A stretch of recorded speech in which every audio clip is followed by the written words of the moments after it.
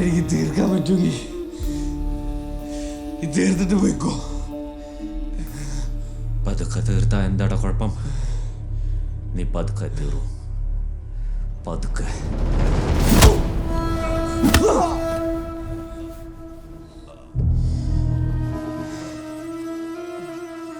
ഈ കേസും എന്താവുന്ന എനിക്ക് നന്നായി അറിയാം. ഒന്നും ഉണ്ടാവില്ല.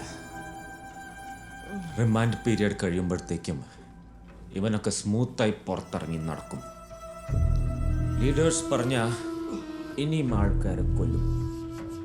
അപ്പോഴും നിങ്ങളൊക്കെ ഉണ്ടാവും ഹെൽപ്പ് ചെയ്യാൻ, അല്ലേ? 1.5 കൊല്ലത്തെ സർവീസ് കഴിഞ്ഞാൽ എനക്കും ഫാമിലിക്കും ഈ നാട്ടിൽ ജീവിക്കണം സാർ.